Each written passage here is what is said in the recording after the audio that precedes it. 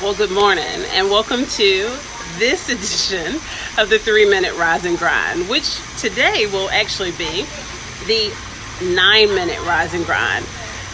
Because of the scope of the information we'll be covering today, I thought it best that we extended the 9 minutes, but we need to keep it under 10, so this is where we're at.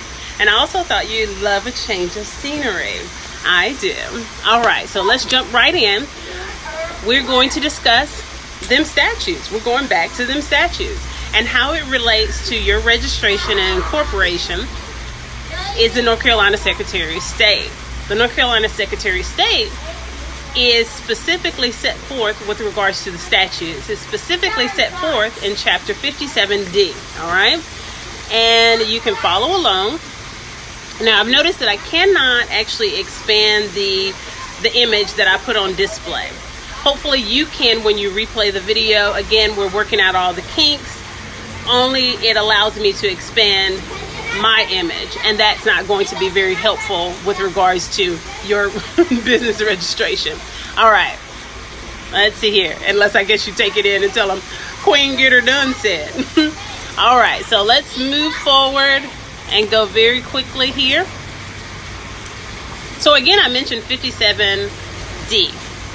Subsection 10 speaks directly to these following requirements. You can prepare articles of incorporation, or normally this would be prepared by a licensed attorney, especially when it's actually formatted, not using the approved forms from the North Carolina Secretary of State.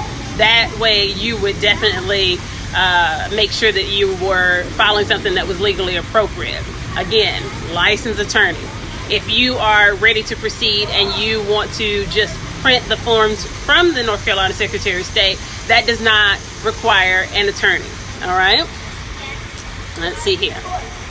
And there you have it. So that's 57D, subsection 10, filing requirements. Moving forward, registration. Registration refers directly to the moving the North Carolina Secretary of State to recognize your business entity name in commerce. All right, so we have moving the IRS.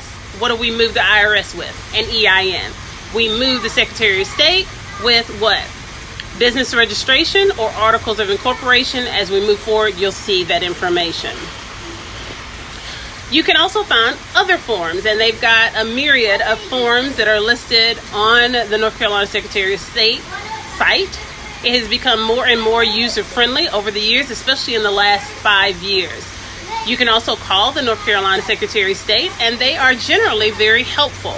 They won't give you the whole, you need to get a licensed attorney, or we can't give you legal advice. Generally speaking, they can assist you within reason with your business registration needs and questions. All right, so moving forward here, we have, this is the application to actually reserve the business entity name. As I mentioned to you before, you can use the North Carolina Secretary of State's website and their database to actually search names. Once you decide upon a name, for whatever reason you're not ready to actually incorporate, or there are unfinished business regarding the same, you can actually reserve that name. And it's important that you do so because I'm a firm believer of Murphy's Law. And I believe that when you create an idea, the universe conspires to bring it to fruition. So sometimes in string theory, it will touch another person and they will be so led to go and see if that name is available. And if you haven't reserved it, boom, you're out. Okay, let's keep going. And you'll see that basically what I'm showing you are just other forms. All right, these forms may or may not apply to you. I just wanted to show you so you would see and know what that was in reference to the foreign corporation. Well, it doesn't necessarily mean it has to be a corporation that is foreign to the United States. That's not what that necessarily means, okay?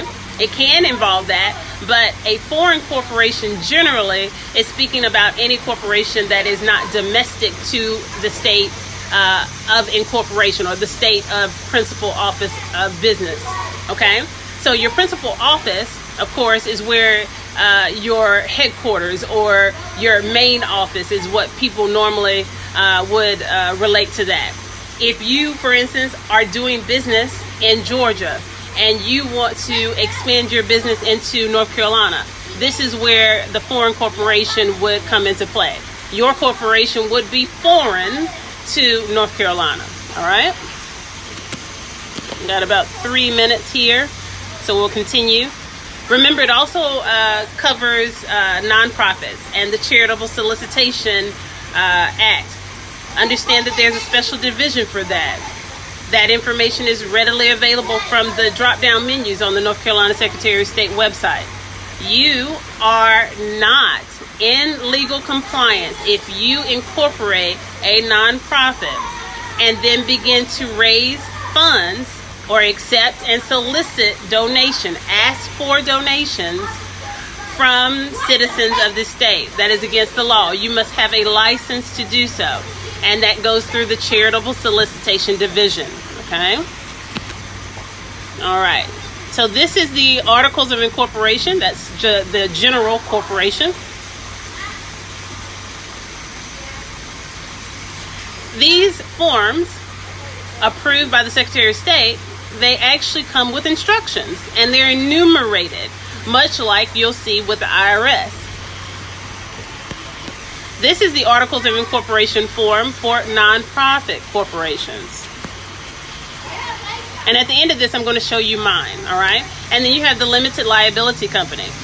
You can fill these out. As you can see, the way the highlighted fields are, you can fill them out with like a PD filler or Adobe. You know, I'm not repping either one, just whatever your preferred software. Or you can actually fill them out in your own handwriting. And again, I'll show you mine at the end. And I've completed mine in my own hand, just by choice. It's a legal standard. All right. But the legal stand, and it's antiquated, is what I'm referring to. Ascribing something in your own hand with your own, handwritten signature and things of that nature. All right. We've got 1 more minute, so we'll jump right to my Articles of Incorporation, and you'll notice that they were done in 2012. Remember, I started initially in 2009 and was a sole proprietorship, and then grew and incorporated. You also notice that there was a different name when I started. And what I'll show you is that they also have what is called an amendment. And that amendment form, or Articles of Amendment, allows for me to be able to change the name of my corporation. And you can use that for those same purposes for your corporate entity. That's all we're going to cover today. I hope you enjoyed it, and join me on Friday. We'll be discussing a lot more. All right? Have a wonderful, wonderful day.